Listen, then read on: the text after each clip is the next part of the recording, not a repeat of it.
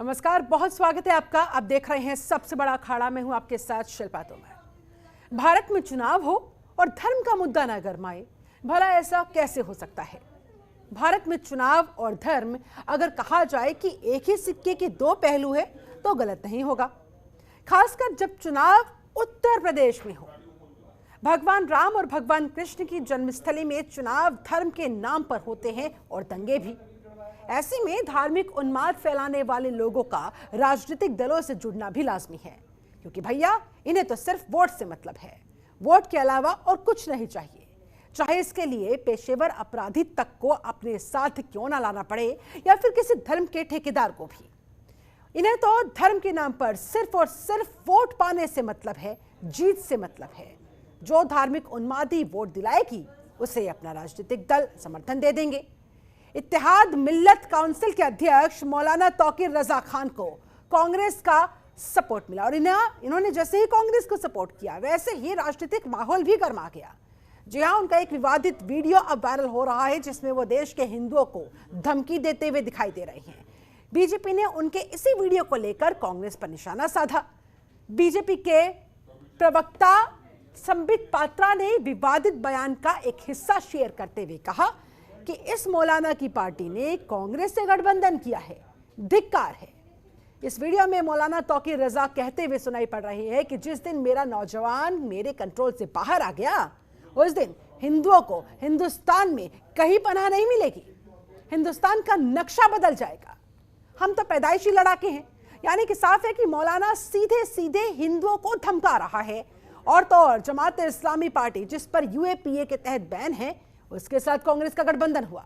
चंद दिन पहले कर्नाटक में एसडीपीआई जो कि एफपीआई का पॉलिटिकल फ्रंट है उसके साथ गठबंधन किया। इसी तरह से बंगाल में हिंदुओं के खिलाफ जहर उगलने वाले अब्बास सिद्दीकी के इंडियन सेक्युलर फ्रंट के साथ भी गठबंधन है कांग्रेस का। अगर देश की सबसे बड़ी विपक्षी पार्टी इस तरह से धार्मिक उन्मादियों से गठबंधन करेगी तो भला कटघरे में खड़ा होना तो लाजमी होगा ही, क्योंकि देश की सबसे पुरानी पार्टी कांग्रेस जो कि लोकतंत्र, सहिष्णुता, धर्मनिरपेक्षता की दुहाई देती है, अगर वो ही इस तरह का रवैया अपनाएगी और एक धर्म का चोला ओढ़ेगी तो बड़े सवाल तो खड़े होंगे ही।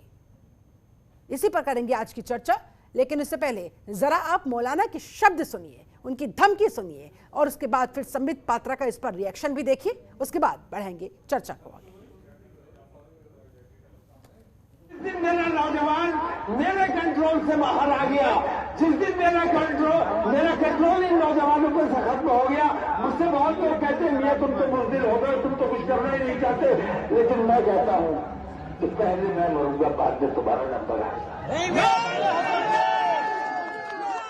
लगता है अपने हिंदू भाइयों से खास तौर से कह रहा हूं, मुझे उस वक्त से डर लगता है जिस दिन मेरा ये नौजवान कानून अपने हाथ में ले लेगा। जिस दिन ये नौजवान बेकाबू हो गया और कानून अपने हाथ में लेने पर मजबूर हो गया तो तुम्हें हिंदुस्तान में कहीं पनाह नहीं मिलेगी।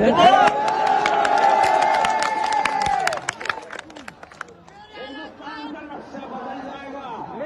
हमारे अंदर हम लड़ाके, पैदाइशी लड़ाके हैं अल्हम्दुलिल्लाह। ये जो रैडिकल सिंडिकेट है, कांग्रेस पार्टी का जो रैडिकल सिंडिकेट है वो पूरे हिंदुस्तान के सामने आज एक्सपोज्ड है। The radical syndicate which is in fact furthered by the Congress party stands exposed in front of India today. और इसमें कोई कांग्रेस पार्टी अकेली नहीं, इसमें प्रतिस्पर्धा हो रहा है। प्रतिस्पर्धा अर्थात कंपटीशन समाजवादी पार्टी के साथ है। याद रखिए, नाहिद हसन पे भारतीय जनता पार्टी ने अभी चंद दिनों पहले आवाज उठाई थी, उसका नतीजा आपने देखा, सत्य की जीत हुई। आपने सुना तौकीर रजा खान को, आपने सुना संबित पात्रा को, किस तरह से वो कांग्रेस पर, समाजवादी पार्टी पर निशाना साधते दिखे। ऐसे में बहुत सारे गंभीर सवाल खड़े होते हुए, मसलन तौकीर रजा का साथ क्या कांग्रेस को करेगा साफ, क्या कांग्रेस को पड़ने वाला है भारी? उन्मादी को समर्थन, क्या है कांग्रेस का ये कनेक्शन?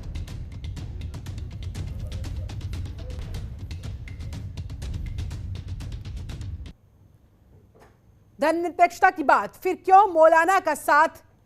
यह भी गंभीर सवाल। कांग्रेस के बिगड़े काम क्या धर्म के ठेकेदार बनाएंगे काज? हिंदुओं को धमकी, क्या कांग्रेस को नहीं दिखती मौलाना की गलती? आज इन्हीं तमाम सवालों के हम जवाब खोजेंगे। हमारे साथ इस समय एक खास पैनल बना हुआ है। पैनल का मैं तारुफ आपसे करवा देती हूँ। हमारे साथ बीजेपी प्रवक्ता दिनेश सिंह जुड़े हुए हैं, बहुत स्वागत करती हूँ सर आपका। हमारे साथ समाजवादी पार्टी के राष्ट्रीय प्रवक्ता कपिल श्रीवास्तव जी मौजूद है, बहुत स्वागत है सर आपका।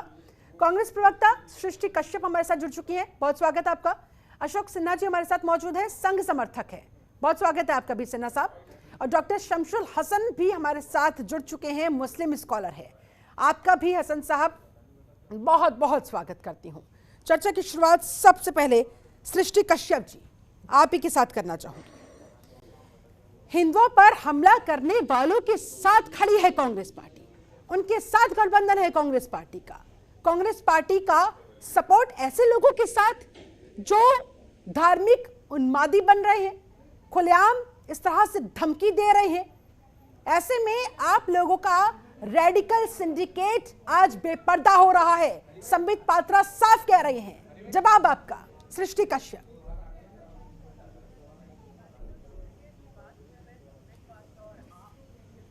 आप डिस्कशन कर रही हैं कि कांग्रेस का पर्दाफाश हो रहा है, तब आप कहाँ थी जब रेडिकल सिंडिकेट कहाँ थे जब महबूबा मुफ्ती के साथ भाजपा ने टाई अप किया था जम्मू कश्मीर में?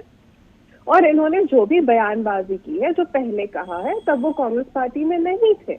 कांग्रेस पार्टी में जिस दिन उन्होंने अपना समर्थन दिया है उस दिन का मैं एक स्टेटमेंट पढ़ के सुना रही हूँ, please listen to it very carefully. उनका स्टेटमेंट था पत्रकारों को संबोधित करते हुए कि मैंने चुनाव में शामिल तमाम सियासी पार्टियों के नेताओं को मुस्लिम समाज की समस्याओं पर चर्चा की और घोषणा पत्र में तथा पार्टी की बैठकों में इन समस्याओं पर चिंतन करने के लिए कहा, मगर कांग्रेस के अलावा किसी भी राजनीतिक दल ने इस समस्या पर खुलकर बात करना उचित नहीं समझा। उन्होंने कहा कि मैं अपनी तमाम मांगों को लेकर श्रीमती प्रियंका गांधी जी से भी मिलूं और उनसे विस्तार चर्चा करूं। और उन्होंने ये भी कहा कि देश में अमन व अमान की बहाली, संविधान की रक्षा, पिछड़ों और दलितों, शोषित वंचितों के अल्पसंख्यकों के साथ युवाओं और किसानों की रक्षा एवं खुशहाली, इस पर मात्र कांग्रेस रहनुमा जनाब राहुल गांधी जी और उत्तर प्रदेश कांग्रेस प्रभारी श्रीमती प्रियंका गांधी जी के नेतृत्व में ही संभव है। उन्होंने तो यहाँ समाज सेवा की बात की है, तो आप कैसे उनके पुराने बयान लेके यहाँ पे डिस्कशन कर सकती कि उन्होंने पहले क्या कहा? वो तब कांग्रेस में नहीं थे। उन्होंने जब कांग्रेस को अपना समर्थन दिया तो उन्होंने उत्तर प्रदेश के पिछड़े, उत्तर प्रदेश के युवाओं की बात की है, उसके समर्थन की बात की है, क्योंकि उन्हें पता है कि उत्तर प्रदेश में अगर युवाओं की बेरोजगारी की कोई बात कर रहा है, पिछड़े समाज की कोई बात कर रहा है, तो सिर्फ और सिर्फ कांग्रेस पार्टी है। और संबित पात्रा जिस पार्टी से आते हैं वो 80-20 का नारा देते हैं। तो आपको लगता है कि जिस सोच के साथ उन्होंने वो बयान दिया होगा, जिस सोच के साथ उन्होंने वो शब्द अपने मुंह से निकाले होंगे, कांग्रेस में आने के बाद उनका हृदय परिवर्तन हो गया होगा, शुद्धिकरण हो गया होगा? अब उनकी ऐसी कोई मानसिकता नहीं है। मैं तो उनके आज के स्टेटमेंट पढ़ के सुना रही हूँ। इसी स्टेटमेंट में उन्होंने कांग्रेस का समर्थन लिया है और इसी स्टेटमेंट पे आगे विकास की बात पे हमने कांग्रेस ने उनका समर्थन लिया है, एक्सेप्ट किया है। बिकॉज जब हमारे मुख्यमंत्री, सूबे के मुख्यमंत्री जो प्रदेश की जनता को बांटने का काम करते हैं, उत्तर प्रदेश की 20% जनता को सीधे सिरे से नकार देते हैं, उनकी हिस्सेदारी को नकार देते हैं, तो किसी को तो 100% की राजनीति करनी पड़ेगी ना। किसी को तो उत्तर प्रदेश की 100% जनता को साथ लेके चलना पड़ेगा। तो हम तो उत्तर प्रदेश के समाज को एक साथ लेके चल रहे, हम बंटवारे की राजनीति नहीं कर रहे। और उन्होंने जो आज स्टेटमेंट दिया, जो कांग्रेस पार्टी में आने के बाद स्टेटमेंट दिया, हम तो उसे मानेंगे। पहले उन्होंने पास्ट में क्या कहा, इट डजंट मैटर। ठीक है दिनेश सिंह जी, तो फिर महबूबा उन्होंने पहले क्या कहा क्या नहीं कहा, कांग्रेस इससे कोई सरोकार नहीं रख रही है, कोई फर्क नहीं पड़ रहा है कांग्रेस को। कह रही है कि भाई वो जो भी उन्होंने बयान दिया था, जिस भी मानसिकता के साथ उन्होंने वो शब्द बाहर निकाले थे अपने मुंह से, वो सब कांग्रेस ज्वाइन करने से पहले के थे। और संबित पात्रा कह रहे हैं कि ये कांग्रेस का रेडिकल सिंडिकेट उजागर होता हुआ। जब आप स्टोरी चला रही तो शिल्पा तो कांग्रेस की प्रवक्ता जो है मंद मुस्कुरा रही थी। मैं तुझे एक लाइन कहना चाहता हूँ, इस सदी पर भी तेरे होठों पे तवस्सुर की लकीर, हंसने वाले तेरा पत्थर का कलेजा होगा। इस बात पर भी मुस्कुराहट कि जहां पर इनको अफसोस जताना चाहिए वहां पर भी मुस्कुरा रहे हैं और मुस्कुराहट का जवाब दे रही हैं। और जो बात अभी इन्होंने कहा मैं जवाब देता हूँ, ये कह रहे थे कि 80 और 20 की राजनीति करने वाले 100% की बात क्यों नहीं करते।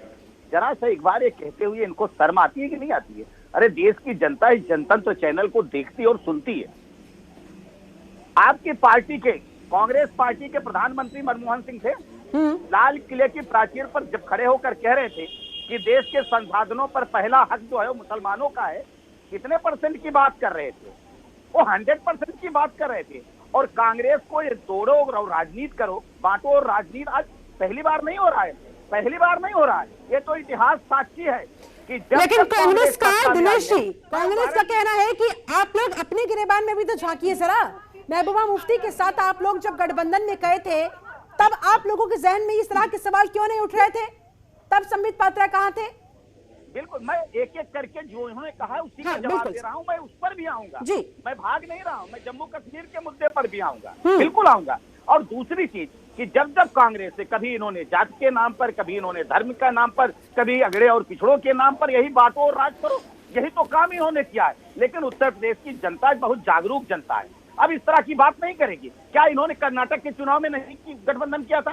या सीपीआई के साथ इन्होंने गठबंधन किया था कि नहीं? और कांग्रेस, हम आपके बीच में एक शब्द हमने नहीं बोला, मैं चाहता तो आपके बीच में बोलता, अगर आप बोलेंगे तो आप बीच में सुनने के लिए तैयार रहेंगे। मैंने बहुत सृष्टि जी, आपको किसने इंटरप्ट नहीं किया था? एक एक करके please, I am requesting you please, ताकि दोनों की आवाज समझ में आए, शब्द समझ में आए। बिल्कुल सृष्टि जी, शिल्पा जी, ये पहली बार थोड़ी हो रहा है। कर्नाटक के चुनाव में एसडीपीआई से गठबंधन कौन किया था? एसडीपीआई किसका पॉलिटिकल अरे पार्टी है? पीएफआई, उनके साथ गठबंधन करने वाली है कांग्रेस पार्टी। बंगाल में इंडियन सेकुलर फ्रंट के साथ किसने गठबंधन किया था? कांग्रेस पार्टी ने। आज ये तौकीर रजा के साथ जो गठबंधन कर रहे हैं, आईएमसी पार्टी के साथ जो गठबंधन कर जवाब लेने के लिए सृष्टि कश्यप जी आपके पास आ रही हूँ। एक सेकंड वन बाय वन, एक एक करके दोनों को मौका मिलेगा। जी, मैं कह रहा हूँ कि हम ये जो कह रहे हैं आज आईएमसी के साथ जा रहे हैं, और तौकीर रजा का बयान जरा एक बार चलाइए शिल्पा जी। कौन सी नफरत भरी बात वो कह रहे हैं? अगर हमारे नौजवान कहीं खुल गए, छूट गए, इनको छूट मिल गई, तो फिर हिंदुस्तान के हिंदू कहाँ जाएंगे? हिंदुस्तान का नक्शा बदल जाएगा। इस तरह की भाषा, और ये जो अभी सृष्टि जी पेश कर रही थी, रफूगिरी कर रही थी, अरे जब कपड़े थोड़े बहुत फट जाते हैं, ठीक है सृष्टि जी, तो रफू उस पर काम करता है। इस तरह की भाषा, इस तरह की मानसिकता, ये यूं कहा जाए इस तरह का जहर, आप किसी पार्टी में हो ना हो, आज पार्टी में हो, कल पार्टी में हो, इस पार्टी में हो, उस पार्टी में हो, क्या फर्क पड़ता है? फर्क पड़ता है तो मानसिकता से फर्क पड़ता है। आज वो कुछ नहीं कह रहे हैं, कल को क्या गारंटी कि आप लोग लेंगे गारंटी कि उनकी वही मानसिकता उजागर नहीं होगी आगे, या उन पर हावी नहीं होगी आगे? 15 लाख की गारंटी मांगी थी आपने, 2 करोड़ रोजगार की गारंटी दी थी। तो इस बात की अगर गारंटी पे बात करनी है तो हमारे जो भाजपा के प्रवक्ता बैठे वो भी गारंटी पे बात कर ले, उत्तर प्रदेश के किसानों के एमएसपी पे बात कर ले, गारंटी पे। ठीक है, आज 403 सीट से अगर उत्तर प्रदेश में हर सीट पे 3,75,000 युवाओं पे वोट पड़ते हैं, उसमें से 1,65,000 युवा हर सीट पे आज बेरोजगार है। उत्तर प्रदेश में 400 सीट पे 4 करोड़ बेरोजगार युवा है। 2022 में 16 लाख नौकरियां कम हुई है 2017 से। तो उत्तर प्रदेश की जनता को इन सब मुद्दों से मतलब है। अगर डिस्कशन करना है तो रोजगार पे करिए, डेटा पे करिए, टैक्स पे करिए, यहाँ महंगाई पे करिए। और अगर आपको पास पे उस पे कंपैरिजन करना है तो प्लीज पहले क्या क्या आता है, लेकिन मैं यही मानूंगी कि उन्होंने पार्टी ज्वाइन करने के बाद उनका क्या स्टेटमेंट था, किस वजह से उन्होंने पार्टी को समर्थन दिया, सेक्युलरिज्म के लिए दिया। ठीक है सर, राइट विंग नहीं है, हिंदुत्व की पार्टी। ठीक है दिनेश जी आऊंगी आपके पास, और भी मेहमान हमारे साथ इंतजार कर रहे हैं। ठीक है सृष्टि जी, आपकी बात आ गई है। समाजवादी पार्टी के राष्ट्रीय प्रवक्ता कपिश श्रीवास्तव भी हमारे साथ जुड़े हुए हैं। कपिश जी, कांग्रेस पर हमला करने के साथ साथ उन्होंने समाजवादी पार्टी को भी लपेटे में लिया, नाहिद हसन के दम पर। कह रहे हैं कि नाहिद हसन को देख लीजिए, समाजवादी पार्टी ने अपने प्रत्याशी घोषित कर लिया, और उनकी आपराधिक छवि कैसी रही है, कैसे वो अब जमानत तक उनकी रद्द हो गई है, कोशिश कर रहे थे वो, लेकिन अब वो जेल में ही रहेंगे। तो ये उजागर होता हुआ चेहरा है कांग्रेस का भी और समाजवादी पार्टी का भी। संबित पात्रा को आपने सुना होगा, जवाब सर। देखिए, संबित पात्रा जी तो पूरे देश के लिए कुपात्रा माने जाते हैं, क्योंकि ध्रुवीकरण कराना, एक विशेष कौम को आरोपित करना, कुछ पार्टियों को आरोपित करना, और अपनी पार्टी के लिए नहीं सोचना कि हमने जो संकल्प पत्र में कितने वायदे किए थे वो हमने पूरे किए कि नहीं पूरे। तोमर जी, एक आपत्ति के साथ मैं अपनी बात रखूंगा। जब मुझे विषय बताया गया तो यूपी की राजनीति बताई गई थी। मेरा यह अपना मानना है कि हम किसी भी ध्रुवीकरण कराने वाले मुद्दे पे नहीं बैठेंगे, और ये भारतीय जनता पार्टी इसी को करा रही है। लेकिन चूंकि आपकी टीवी का मैं सम्मान करता हूं, लेकिन आइंदा यह चीज ना हो, हमें साफ बातें बताई जाए। मैं आपके डिबेट में पूरा पक्ष रखूंगा। देखिए, तौकीर रजा साहब को इन्होंने अपने पार्टी में जगह दिया, उन्होंने जो बयान दिया उस पे कांग्रेस ने अपनी सफाई दी, और वो बयान जो इस समय चल रहा है वो वास्तव में टेम्पर्ड है या नहीं है, इसका भी अभी एविडेंस नहीं। बावजूद इसके हम कहते हैं अगर ये बयान हुआ था तो उस समय ये धर्म के ठेकेदार भारतीय जनता पार्टी कहां थी, उस पर मुकदमा क्यों नहीं की? ये बहुत बड़ा प्रश्न मैं खड़ा कर रहा हूं। और दूसरी चीज मैं पूछ रहा हूं कि धर्म का उन्माद भड़काने वाली ये भारतीय जनता पार्टी को के 2 लीडरों के ऊपर अभी कल ईसी ने नोटिस जारी की है। एक इनके नंद किशोर गुर्जर है, दूसरा सोम शास्त्री जो है, दंगेबाज जो है, जो मुजफ्फरनगर दंगे का मुख्य आरोपी है। तो जब इनके लोग अभी से ध्रुवीकरण के लिए चल रहे हैं, हाँ। हम इसीलिए कह रहे हैं, मीडिया जगत से भी कह रहे हैं, इस देश की पब्लिक से कह रहे हैं, आप सारे लोग से कह रहे हैं कि उन चीजों से दूर हटिए जो ध्रुवीकरण कराते हो। ठीक है, आरोप तो किसी पे कुछ भी लग जाते हैं। आपने हमारी पार्टी के भी उनको लगाया, और जमानत अगर अभी नहीं हुई तो आप बहुत कुछ कह रहे हैं। माननीय योगी आदित्यनाथ जी पे भी 302 का मुकदमा, 153B का भी मुकदमा है दंगेबाजी का, वो भी दंगेबाज रहे हैं और हैं अभी। ठीक है, इसलिए कि अभी विचारण चल रहा है। दूध के धुले तो आप भी नहीं है, दंगेबाज तो बहुत हैं, लेकिन अभी साबित होना बाकी है। ठीक है, नहीं, अभी साबित होना बाकी है। आरोप लगाते हैं, सुन तो लें, अरे भाई सुन तो लें। ठीक है, मेरी बात सुन ले, मेरी बात सुन ले, मैं बहुत सीधी बात कर रहा हूँ भाई। हम लोग आपने 2 नाम लिए हैं, इस तरह की चीजों में उलझना। देखिए, आज अशोक सिन्हा जी बैठे हैं, आप लोगों को निशाने पर लिया जा रहा है। दिनेश जी जवाब दे रहे, जल्दी से दिनेश जी। देखिए, 2 चीज हम कह रहे हैं कि अभी जो कह रहे थे, नहीं, एक मिनट, दिनेश जी जवाब दे लेंगे, जरा मैं अपनी बात कह दूं। कपिल जी अभी जो बात कर रहे थे, मैं अपनी बात कह रहे थे कि तो चैनल भाई देखिए, दिनेश जी क्या बात करेंगे। दिनेश जी से मैं एक प्रश्न पूछना चाहता हूं कि जो आपका चुनाव आयोग है वो आपके दोनों विधायकों पर नोटिस जारी कर रहा है कि दंगा भड़काने की साजिश रच रहे थे, इन्होंने ऐसा बयान दिया, और आप दुनिया पे जा रहे हो। ठीक है, आपके मुख्यमंत्री क्यों ना आपकी मान्यता चुनाव आयोग खत्म कर दे कि मुख्यमंत्री पे 302 का मुकदमा चल रहा है। ठीक है सर, इस पर टू द पॉइंट जवाब नहीं लेती है बात सर। और भी मेहमान मेरे साथ जुड़े हुए हैं, उनका भी मुझे करना होगा। अशोक सिन्हा भी इंतजार कर रहे हैं, डॉक्टर शमशेर हसन भी हमारे साथ जुड़े हुए हैं। दिनेश जी जल्दी से, इलेक्शन कमीशन तो खुद कह रहा है कि भाई दंगा भड़काने की कोशिश, 2 नाम भी गिनवा रहे हैं, संगीत सोम का और नंद किशोर गुर्जर का। कह रहे अपने भी तो गिरबान में झांकिए, आपकी भी तो फिर मान्यता रद्द होनी चाहिए। सुन लीजिए, कभी भी हमारे किसी नेता ने इस तरह की बात नहीं की है कि हिंदुस्तान का नक्शा बदल जाएगा। अगर किसी नेता ने इस तरह की बात की तो वीडियो चल रहा है, कह रहे हैं कि बात नहीं की है। चुनाव आयोग ने इनको नोटिस दिए, ये कह रहे कोई बात ही नहीं की है। उत्तर प्रदेश की जनता से माफी मांगनी 60 लोगों की हत्या करवाया हुआ वो व्यक्ति मुख्य आरोपी है, जिसको इन्होंने टिकट दिया हुआ है। ये कपिल जी, मैं आपके बीच में बोला क्या? शिल्पा जी, ठीक है दिनेश जी, ठीक है दिनेश जी, आपकी बात आ गई है। आपको माफी मांगनी चाहिए थी। मुस्लिम स्कॉलर भी मेरे से जुड़े हुए डॉक्टर शमशेर हसन साहब। डॉक्टर शमशेर, आप इस पूरे प्रकरण को किस तरह से देख रहे हैं? यहाँ पर तौकीर रजा खान ने जिस तरह से जहर उगला, जस्टिफाई करेंगे सर? क्या लग रहा है आपको, क्या उन्होंने धार्मिक उन्माद को भड़काने की कोशिश नहीं की? इन लोगों को चुप कराइए तो मैं बोलूं। प्लीज आप सब एक साथ बोलेंगे, इनको चुप कराइए तो मैं बोलूं। किसी की आवाज बाहर नहीं जाएगी, न समझ में आएगी। अब इनको चुप रहने दीजिए और मुझे जरा सा कुछ कहने दीजिए।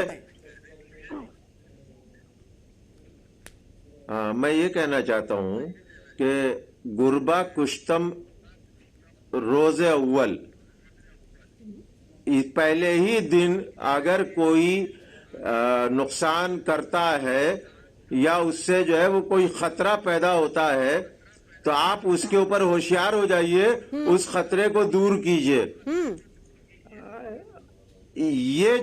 यह आजादी मिली है, कभी गांधी को बुरा करना, गाली देना, कभी जो है देशभक्तों को कहना हम देशभक्त हैं, वो कह रहे हैं हम देशभक्त हैं, वो कह रहे हैं हम सही पार्टी हैं, वो कहते हैं हम सही पार्टी हैं। हाँ।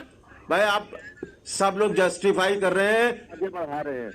तो क्या पार्लियामेंट जो है मंदिर हम कहलाए, या ये कि ये उन गुंडों और जो है वो माफिया लोगों का बाजार कहलाए? चलिए सर, ये तो बात हुई पॉलिटिकल पार्टीज की। मैं चाहती हूँ आप ये बताएं कि मौलाना तौकीर रजा खान ने जो बात कही, क्या उसे स्वीकार किया जा सकता है? क्या वो ऐसा बोलेंगे और उसे बर्दाश्त किया जाएगा? मैं किसी भी ऑफेंस का कायल नहीं हूँ। हम ऑफेंस का कायल नहीं हूँ। हम जो है वो सब्र के रास्ते पे चलना चाहते हैं। अगर कोई हमें धमकी देता है तो धमकी देता रहे, हम उसका जब हम अफेक्टेड होंगे तो हम उसका जवाब देंगे और अच्छी तरीके से देंगे। लेकिन तौकीर रजा साहब ने जो कहा है, तो पहले आप उनसे ये पूछिए कि आप सारे मुसलमानों के ठेकेदार हैं। अगर वो सारे मुसलमानों के ठेकेदार हैं तो दावा करें कि मैं सारे मुसलमानों का ठेकेदार हूं। हम तो ये समझते हैं कि वो चंद लोगों के जो है वो क्या नाम है, उनके ग्रुप में होंगे लोग। हम उन्हें तो हिंदुस्तान का लीडर मुसलमानों का नहीं मानते। और वो अपने आप को अगर दावा करते हैं तो पहले इलेक्शन लड़के देखें कि कितने मुसलमान उनको वोट देते हैं। चलिए वो तो बात की बात है, लेकिन हसन साहब हम तो क्या उन्होंने ठीक कहा लेकिन या नहीं? जस्टिफाई किया जा सकता है उसे? सुनिए, उन्होंने बिल्कुल गलत कहा। ठीक है सर। हमारे मजहब में यह बिल्कुल नहीं है कि किसी को कत्ल कर दीजिए, उसको सफाया कर दीजिए। बिल्कुल, आप अपना जो है डिफेंस कीजिए, अपना दफा कीजिए। और लेकिन किन शब्दों का आप इस्तेमाल कर रहे हैं और उसका क्या असर पड़ेगा? क्योंकि आप मौलाना के पद पर हैं अगर कोई और आप लोगों को बहुत सारे लोग फॉलो करते हैं, सुनते हैं। ऐसे में आपको उस बात का भी ध्यान रखना होगा, अपनी पद की गरिमा भी देखनी होगी। संघ समर्थक हमारे साथ अशोक सिन्हा जी भी जुड़े हुए हैं। अशोक सिन्हा जी, कहाँ जा रहा है हमारा समाज? इस तरह से खुलेआम धमकाना, हिंदुओं को हिंदुस्तान में ही पनाह नहीं मिल पाएगी, ये बयान देना, और अब उसी शख्स का कांग्रेस में शामिल हो जाना।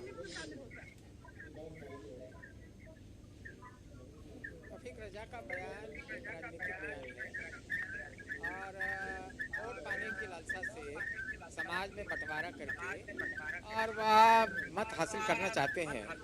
मैं समझता हूं कि ये गलत है। ठीक है, राष्ट्रीय स्वयंसेवक संघ के स्वयंसेवक के नाते मैं बोल रहा हूं और मैं कह रहा हूं कि हम प्रत्येक उस भारतीय व्यक्ति के साथ हैं जो इस देश के प्रति निष्ठा रखता है। संघ कोई राजनीतिक पार्टी नहीं है, वो सांस्कृतिक सामाजिक संगठन है। परंतु संघ का स्वयंसेवक प्रत्येक राजनीतिक दल में जा सकता है और भाग ले सकता है। मैं भी भाग लेता हूं, मैं भी वोट डालता हूं। मैं समझता हूं कि ये कुछ लोग हैं जो सेकुलरिज्म के नाम पर, पंथ निरपेक्षता के नाम पर, ठीक है, समाज को बांटने का काम कर रहे हैं, समाज को विभाजित कर रहे हैं। इस देश में प्रत्येक व्यक्ति, चाहे वो किसी भी मत पंथ संप्रदाय का हो, वह भारतीय है और हम उसे हिंदू मानते हैं। हिंदू यानी राष्ट्रीयता का सूचक है। हिंदू कोई पंथ मजहब धर्म का सूचक नहीं है वो। तो इस नाते प्रत्येक राष्ट्रभक्त, प्रत्येक निष्ठा रखने वाला इस देश के प्रति व्यक्ति है, वह तौकीर रजा के बयान की निंदा करेगा। ठीक है, और ये छद्म सेकुलरिज्म जो है, यह नहीं मानते हम इसको कि ये निंदा करेगा और निंदा हो भी रही है। शिष्ट जी, जल्दी से आपका रिएक्शन इस पर। कहीं ऐसा ना हो कांग्रेस को उनका साथ भारी पड़ जाए। से काम नहीं चलेगा, उन सारे लोगों को जेल भेजिए। बिल्कुल बिल्कुल, हसन साहब ने भी सही कहा, केवल निंदा करने से काम नहीं चलेगा, जेल तक भेजने की बात कह रहे हैं। तोड़ने की बात करते हैं किसी एक कम्युनिटी को। ठीक है हसन साहब, आती हूँ आपके पास। सृष्टि जी, जल्दी से छोटा सा रिएक्शन करने के लिए उनको मिटाने की बात करते हैं। ठीक है, उत्तर प्रदेश में धर्म संसद कराते हैं, वहाँ पे किसके धर्म को खतरा आता है? धर्म संसद को किसी ने उस पर एक्शन लिया?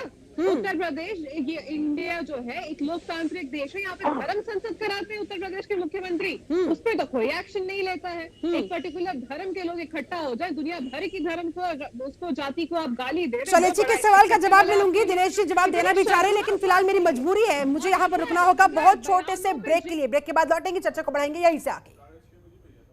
ब्रेक के बाद स्वागत है आपका। अखाड़े में चर्चा हो रही है कुछ गंभीर सवालों पर। जिस तरह से तौकीर रजा खान का विवादित बयान एक इन दिनों वायरल हो रहा है और उसी के आधार पर संबित पात्रा ने बाकायदा प्रेस कॉन्फ्रेंस करते हुए कांग्रेस को निशाने पर लिया और कहा कि देखिए, कांग्रेस का गठबंधन ऐसे उन्माद फैलाने वाले लोगों के साथ हो रहा है। उन्होंने सपा को भी नहीं बख्शा, समाजवादी पार्टी को भी नाहिद हसन के आधार पर उन्होंने निशाने पर लिया। सवाल जिनके हम जवाब खोजने की कर रहे कोशिश, मसलन तौकीर रजा का साथ क्या कांग्रेस को करेगा साफ, उन्मादी को समर्थन, क्या है कांग्रेस का ये कनेक्शन, धर्मनिरपेक्षता की बात, फिर क्यों मौलाना का साथ, कांग्रेस के बिगड़े काम क्या धर्म के ठेकेदार बनाएंगे काज। आज इन्हीं तमाम सवालों के हम जवाब खोज रहे हैं। हमारे साथ एक पूरा खास पैनल लगातार बना हुआ है। एक बार फिर से पैनल का रुख करते हुए ब्रेक पर जाने से पहले सृष्टि कश्यप ने एक महत्वपूर्ण सवाल पूछा था। सृष्टि जी, आऊंगी आपके पास, लेकिन पहले आपके सवाल का मैं जवाब ले लूं। आपने कहा था कि बीजेपी वालों को जो धर्म संसद होती है उसमें जो हिंदू धर्मगुरु भड़काने का काम करते हैं वो नहीं दिखाई देता, और इस आधार पर उन्होंने कांग्रेस को निशाने पर लिया है। उसका जवाब ले लेती हूँ, उसके बाद मैं आती हूँ आपके पास रिएक्शन के लिए। दिनेश जी देखिए शिल्पा जी, हमको तो मेरी पार्टी पर डिस्कशन हो रहा है, ठीक है, बोलने तो दीजिए। दिनेश जी वो कुछ और भी ऐलान करना चाह रही है। सृष्टि जी एक बार आप खुद पूछिए, उसके बाद मैं जवाब लेती हूँ आपके सवाल का। बोलिए शिल्पा जी, मेरा सवाल आपसे है। डिस्कशन कर रहे हैं एक ऐसे स्टेटमेंट पे जिसकी सत्यता अभी तक प्रूफ नहीं हुई है कि वो स्टेटमेंट रियल है या फैब्रिकेटेड है आज, लेकिन उसमें डिस्कशन हो रहा है। आपने शायद उस दिन डिस्कशन किया था या नहीं किया था ये मुझे पता नहीं, शायद नहीं किया था, क्योंकि आपके सवाल मुझे लग रहा है कि आप किस तरह से कर रहे हैं। जब अनुराग ठाकुर ने और आपके कपिल मिश्रा ने दिल्ली में दंगे भड़काए जिससे लोगों की हत्या हुई, वहाँ पे घर जलाए गए, दिल्ली में एक्चुअल दंगे याद है ना हम सबको, तो वो तो एक्चुअल में दंगे भड़काने वाले शब्द थे। उन्होंने उस समय भी हमने सवाल किया था मैम, जब समाज के ताने बाने से जुड़ा इस तरह का मसला उठता है तो सवाल किए जाते हैं। वो अलग बात है कि तमाम राजनीतिक दल बच निकलने की कोशिश करते हैं, उसमें चाहे कांग्रेस हो, उसमें चाहे सपा हो, उसमें चाहे बीजेपी हो, चाहे कोई और दल हो। आप सीधे सवाल पर आइए, जो आप सवाल का जवाब जानना चाहती है दिनेश जी से। मैं उत्तर दूं। सृष्टि जी बीजेपी से जवाब जानना चाहते हैं, आप एंकर से ही भिड़ती रहेंगी? नहीं, आप जवाब ले लीजिए। टॉपिक इसलिए रखा गया है क्योंकि उनका जो वीडियो वायरल हो रहा है, जो बयान सामने आया है, उसके बाद अब उनका कांग्रेस में चला जाना, सवाल तो आप लोगों से पूछा जाएगा। चलिए ठीक है, धर्म संसद का आप यहाँ पे जिक्र कर रही है ना। अब जरा सृष्टि जी जवाब ले लीजिए ना, आप ही बोलेंगे क्या चर्चा में। दिक्कत क्या है, जब लोगों के पास उत्तर नहीं होता है तो इसी तरह का आरोप समाजवादी पार्टी के प्रवक्ता ने भी लगाया और इसी तरह के आरोप कांग्रेस के प्रवक्ता भी लगाया। सृष्टि जी आपके बीच में एक शब्द नहीं बोलता हूँ, अगर इसी तरह से करेंगे तो हर बार मैं भी बोलूंगा, आप बोल नहीं पाएंगे, ये तरीका नहीं होता है। नहीं, आपको मैंने सुना, अब सुन लीजिए जवाब। अब देखिए शिल्पा जी जरा सुनिए ना, मेंटेन कर सकते हैं कि मैडम डिबेट के बैकग्राउंड को मेंटेन करते हैं प्लीज, विद ड्यू रिस्पेक्ट। आप दोनों से मैं दरख्वास्त करती हूँ एक एक करके प्लीज मैम। शिल्पा जी देखिए, इन्होंने कहा हमको इस बात पर बड़ी अफसोस होती है, कांग्रेस पार्टी की सोच देखिए, जरा सृष्टि जी की सोच देखिए, सृष्टि जी आपने कहा जिन दलों से ये लोग बिलोंग करते हैं, जिनके नाम आपने गिनवाए हैं सृष्टि कश्यप जी, उस दल से जवाब लीजिए ना, और वो दे रहे हैं। आप इन्हीं को सुनिए, हमारा सवाल, हमारा काम है दोनों से सवाल करना, चाहे हमारे सामने कांग्रेस बैठी हो चाहे बीजेपी बैठी हो। 80-20 पे जवाब मांगिए जिसपे एक्चुअल में दंगे भड़काए गए हैं, लोगों की हत्या हुई है इस बयान देने से। जरा सुन लीजिए, अब सुन लीजिए, अब जवाब ले लीजिए, बीच में बोलिएगा ही सृष्टि जी निवेदन है। देखिए शिल्पा जी, इन्होंने ब्रेक पर जाने से पहले इन्होंने एक शब्द कहा, इन्होंने कहा कि योगी जी धर्म संसद करवाते हैं। सोच देखिए कांग्रेस पार्टी के और कांग्रेस पार्टी की प्रवक्ताओं की, क्या उत्तर प्रदेश में या देश में धर्म संसद नहीं होगी? क्या धर्म संसद होगी? धर्म संसद मतलब समझती है कि नहीं समझती हैं? आप भी, हमको लगता है हिंदू ही होंगी ना। धर्म संसद के बीबीसी का क्यों नेटवर्क की जाएगी, उसमें गांधी जी को जो बुरा कहा जाएगा।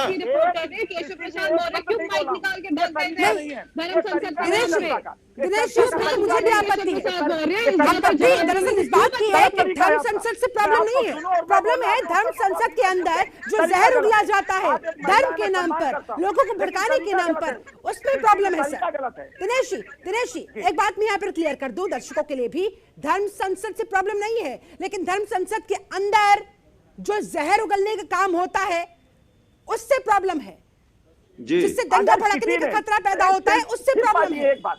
नहीं बिल्कुल, देखिए कोई भी अगर समाज में आर्य नफरत कपिल फैलाने श्रीवास्तव, का काम आर्य। करे, कोई भी करे तो उसके खिलाफ कार्रवाई होनी चाहिए और होती है। लेकिन यहाँ पर अभी जो सृष्टि जी बात कर रही थी, बात इसकी नहीं है। तो कहाँ हुई कार्रवाई?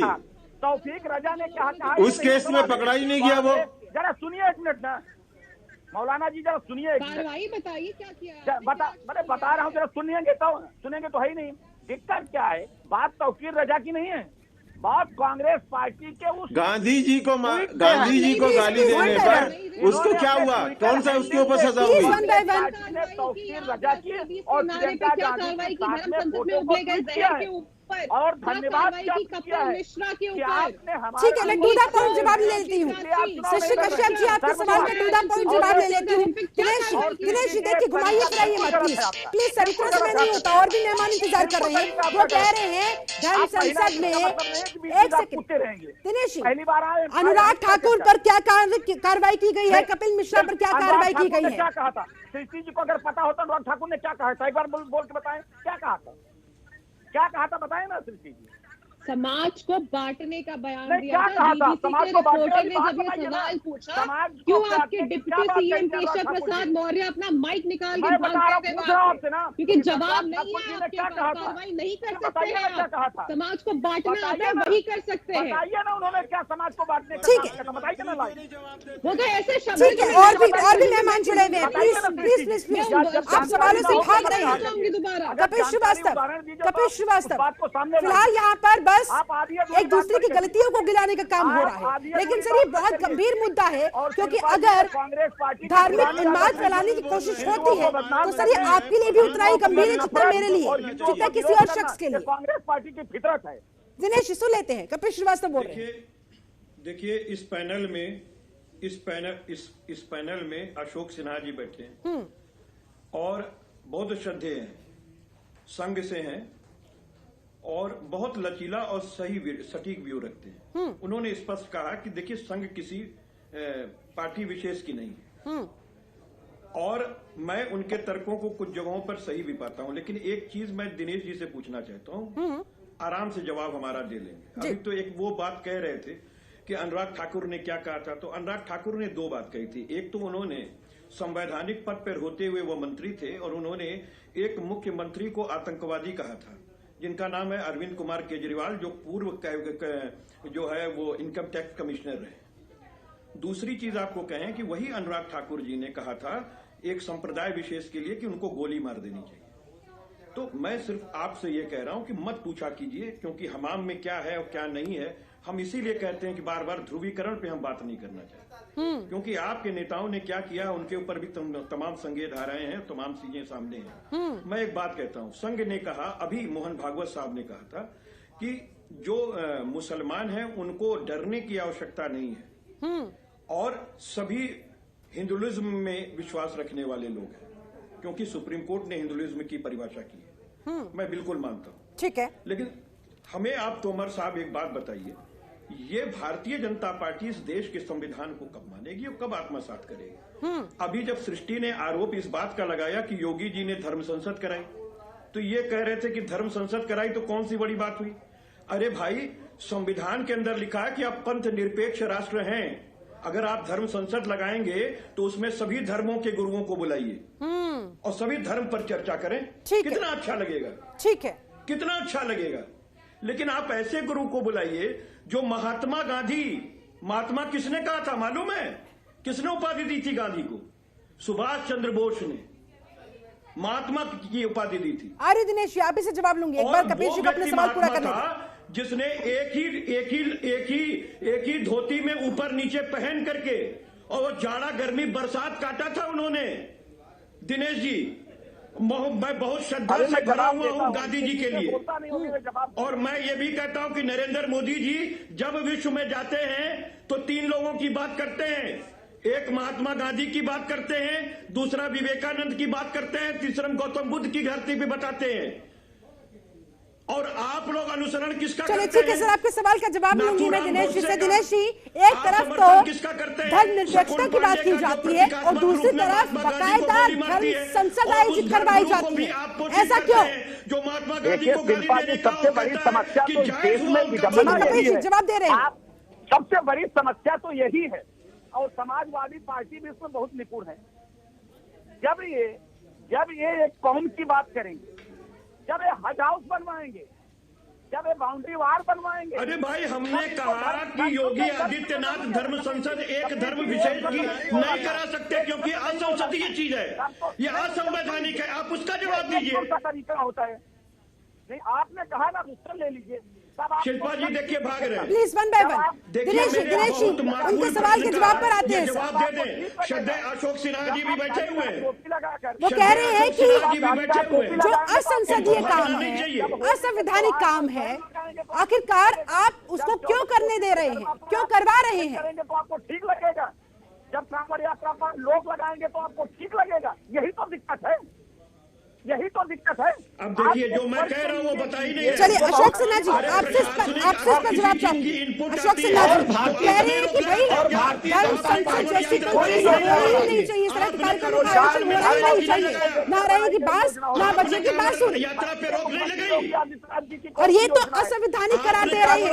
ठीक है, कह रहे हैं कि अगर धर्म संसद होनी भी है तो उसमें सभी धर्मों को इन्वाइट किया जाना चाहिए। एक ही धर्म को क्यों, तो दूसरा धर्म तो ऑब्वियस सी बात है अपने आप इनसिक्योर महसूस करेगा और इस तरह के बयान फिर सामने आएंगे।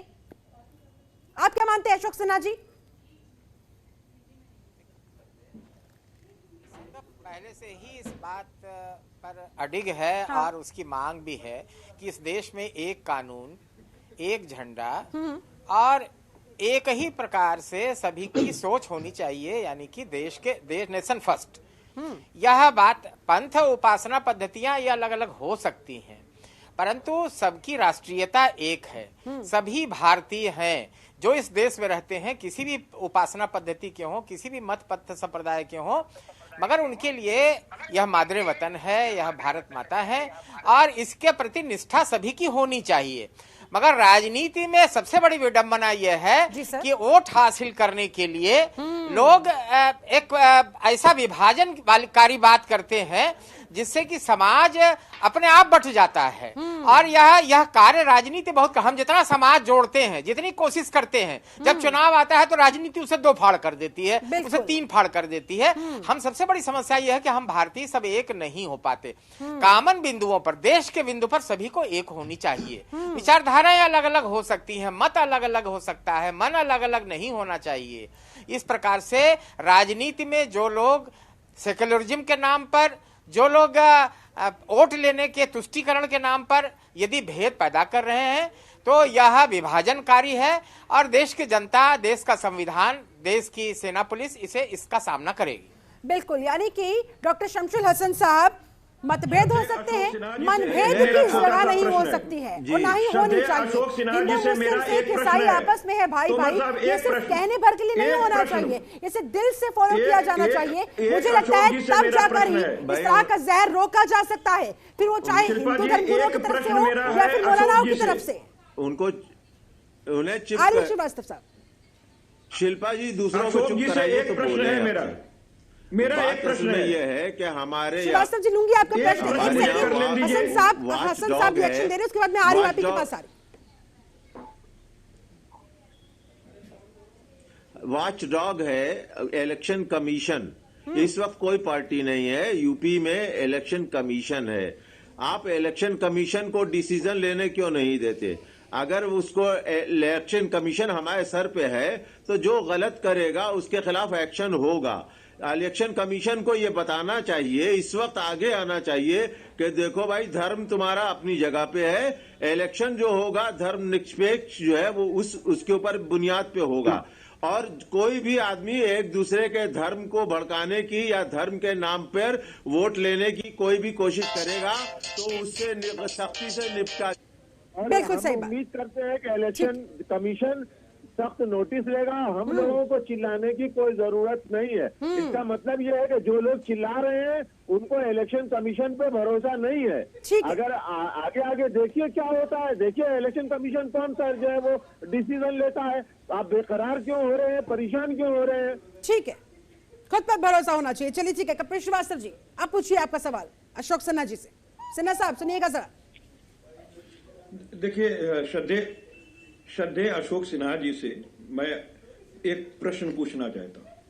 अभी उन्होंने कहा है कि जो तथाकथित सेकुलर लोग हैं या सेकुलर है, देखिए भारत सेकुलर है, तो ये बताइए आप भारतीय जनता पार्टी को सेकुलर मानते हैं या नहीं मानते हैं? देखिए, जो भी हिंदुत्व की विचारधारा पर चलेगा वो सेकुलर है। यह देश जन्म से, डीएनए से, ब्लड से और चिंतन से ही सेकुलर है। सेकुलर शब्द की कोई आवश्यकता लाने की नहीं थी, परंतु संविधान में इसे एक ऐसे संकटकालीन समय पर जोड़ा गया है जिसने सारा वितंडा खड़ा किया है। यह देश, अगर सेकुलरिज्म शब्द की आवश्यकता होती तो संविधान निर्माता संविधान बनाते समय उसे डाल देते, परंतु उन्होंने कहा कि नहीं, इस देश का जो मूलभूत चिंतन है, इस देश की जो संस्कृति है वही सेकुलर है और इसमें किसी भी प्रकार के दूसरे से घृणा रखने का कोई वातावरण नहीं है। परंतु सेकुलर शब्द जानबूझ के लाया गया क्योंकि उससे कुछ साधन हो रहे हैं। मेरा यही उत्तर।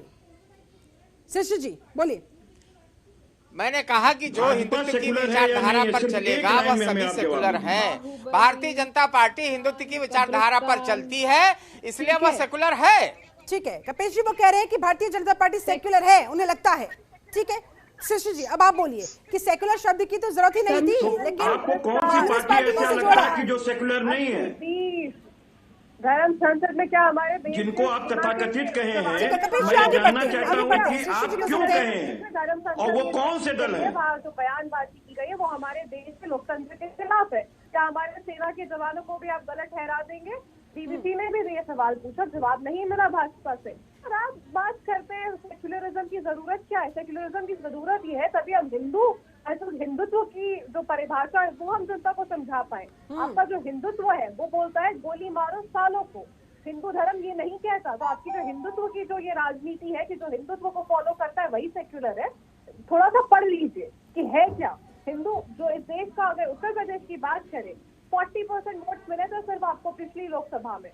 उत्तर प्रदेश की 60% जनता ने आपको नहीं चुना था। 60% वोट आपके पास नहीं गए थे क्योंकि उन्होंने आपके हिंदुत्व को नहीं चुना था। हिंदुत्व को चुनना होता, अगर इतना भरोसा होता अपने हिंदुत्व पे, तो आप शायद आज लड़ाई लड़ रहे होते अयोध्या से। लेकिन वो भी सर्वधर्म जगह है, वो एरिया में वोट परसेंटेज देखेंगे हर जाति धर्म के लोग हैं, इसीलिए डर के वापस गोरखपुर चले गए क्योंकि आपके हिंदुत्व की राजनीति विफल हो गई यहाँ पे भी। चाहे जितने धर्म संसद करा लो, जितनी जहर उगलना है उगल लो, नहीं चलेगा। अभी उत्तर प्रदेश की जनता को विकास से मतलब है, उत्तर प्रदेश की डेवलपमेंट से मतलब है, क्योंकि Uttar Pradesh all over development index में आज तक शून्य पे रहा है, सबसे निचले पायदान पे है पूरे देश में।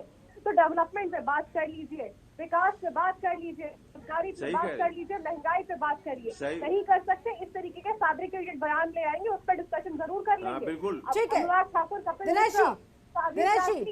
संगीत शो में अब आप लोगों के हिंदुत्व में उत्तर प्रदेश की जनता नहीं आने वाली है। पार्टी के दंगई है ये। ठीक है, सृष्टि जी भी जो कह रहे थे कि सेना जो कह रहे, अरे सेना पर सवाल उठाने तो स्वयं कांग्रेस पार्टी राहुल गांधी थे। एयर स्ट्राइक, सर्जिकल स्ट्राइक सबका जवाब मांगने जरा उनके सृष्टि जी आपने जो पूछा जरा सुन लीजिए। और दूसरा चीज कह रहे हैं जरा पढ़ लीजिए, सजाने से आदमी ज्ञानवान नहीं हो जाता है।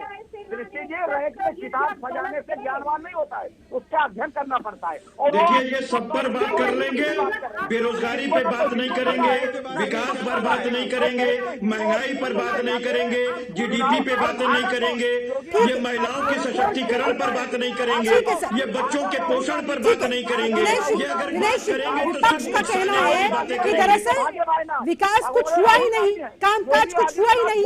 होता तो आज आप उन्हीं मुद्दों पर बात करते, कुछ हुआ नहीं, इसलिए आप धर्म के इर्द गिर्द घूम रहे हैं ताकि आप बच सके, असल मुद्दों से जनता का ध्यान भटका सके।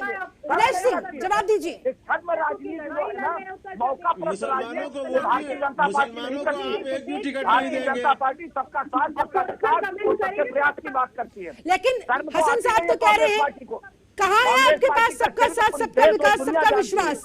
मुसलमानों को आप वोट नहीं देते, उन पर आप विश्वास नहीं करते हैं, इसीलिए ये रामजादा और हरामजादा कहते हैं। मुसलमानों को हसन साहब का जवाब दीजिए साहब, उनका सवाल भी सुनिए साहब। किया अच्छा नहीं होगा, समझ गए आप? लेकिन हिंदुस्तान में इस नफरत के लिए कोई जगह नहीं है और इस तरह का जहर कतई बर्दाश्त नहीं किया जा सकता है। चलिए ठीक है, मेरे पास समय की कमी, आप सभी लोगों से मैं जल्दी फाइनल कमेंट चाहूंगी।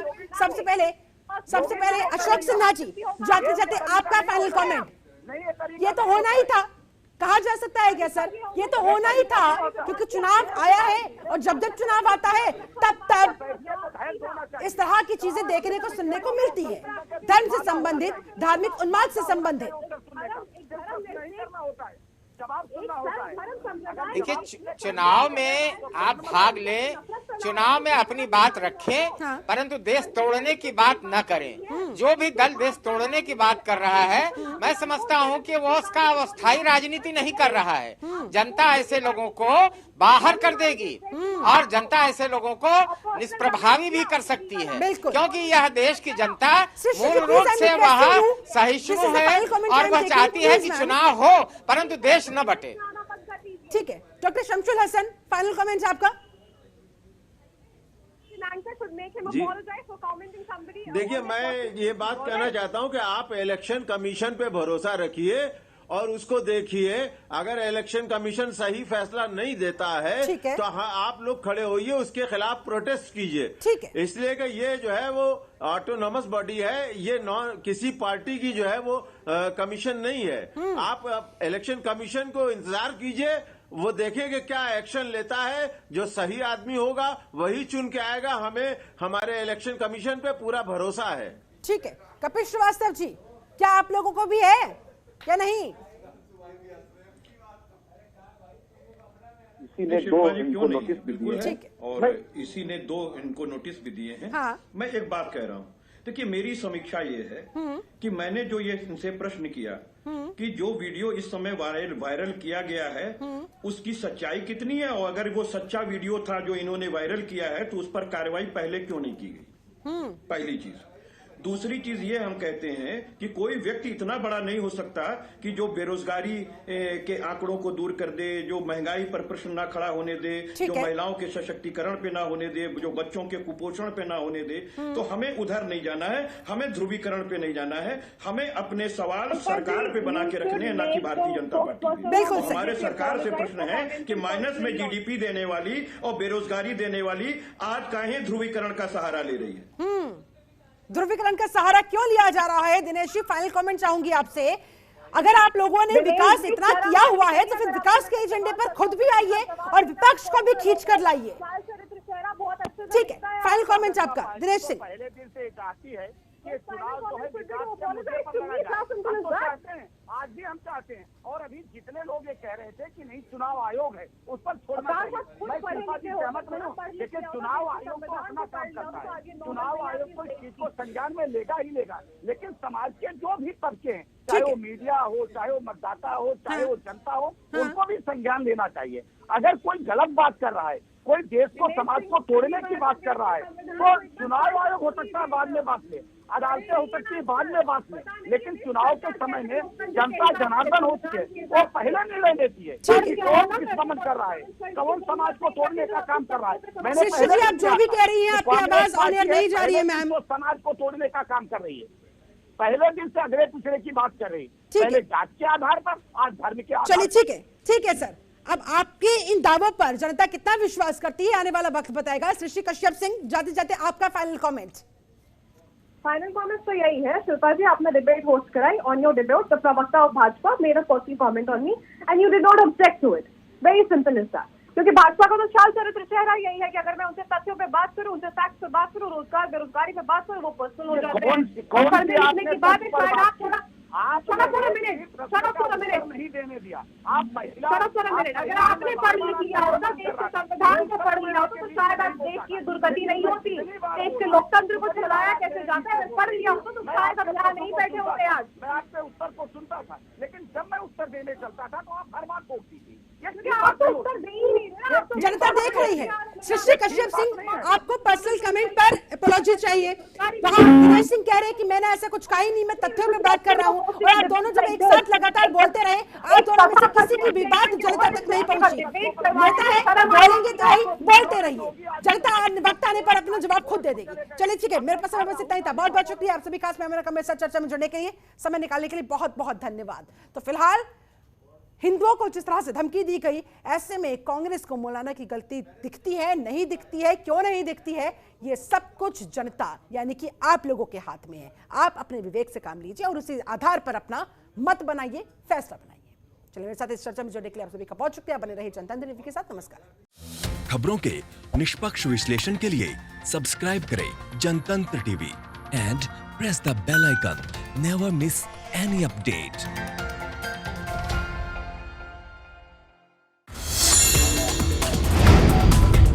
Download the Janatantra TV app, available on Google Play and App Store.